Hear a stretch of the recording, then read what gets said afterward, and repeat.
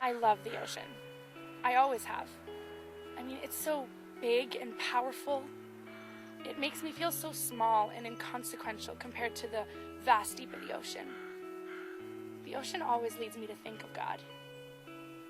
We all seem to have different concepts of God and what he's like. When I was young, I used to picture myself as this little bug, and as God wearing these big boots. I mean, I never doubted God's existence. I always knew he was there, and I knew that I'd failed to meet his standards. I had this strong sense of all my failures and wrongdoing, and I had this great sense that God would just take great delight in wiping me out for all the wrong that I had done.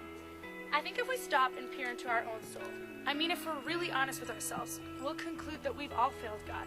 We've all done wrong. Even if we haven't actually been caught doing evil, we've all thought and said evil. We've all wished for evil that we didn't do. I mean, even when we do right and good things, we do them for selfish reasons. We help the poor to ease our conscience or to feel our own satisfaction, or for a tax break, or to look good in the community. Deep down, we sense that we're not right, that we're truly not good people, that despite our best efforts, we've all failed.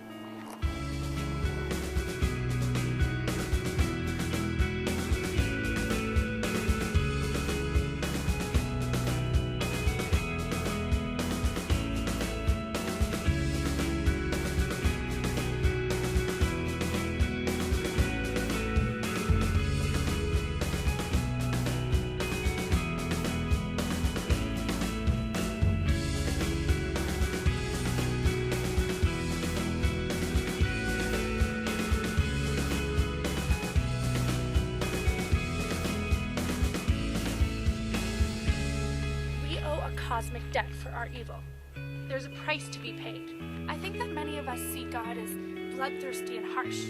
I mean, the ancients, they saw their gods this way. In Homer's classic, the Iliad, it isn't until Agamemnon sacrifices his daughter that the anger of the gods is appeased and they give him good winds to sail to Troy.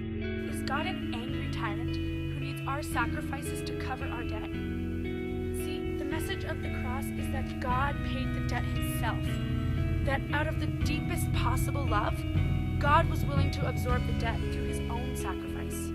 The gospel is the earth-shattering proclamation that God paid the debt himself through the substitution of Jesus on the cross.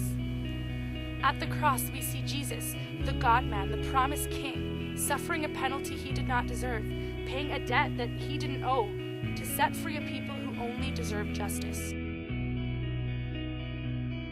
The good news is the debt has been paid. A sacrifice has been made. Because of the cross, there is grace. This truth changes everything. As we identify with and receive this proclaimed truth, it has to change us. Our brokenness is made whole. Our stains are made clean. Our penalty is removed. We are free and new and whole and loved. The message of the gospel shapes us and our lives together. As people who have been forgiven of such eternal debt, how can we not forgive others? As people who have received such immeasurable grace, how can we not be gracious and generous to others? I'm often tempted to think that my relationship with God is based on my performance, that when I'm walking in obedience, God's love for me is greater than when I'm failing him. I can wrongly base my identity just based on my successes or my failures. My true identity is that I am a broken sinner who is the object of God's immeasurable love and grace. I may be a failure, but I'm forgiven. I'm free. I'm not defined by my successes or my failures. I'm defined by God's grace. That's why I love the ocean. I see wave upon wave of God's unrelenting grace crashing onto the broken shores of my life. My sins are great, but his grace is deeper still.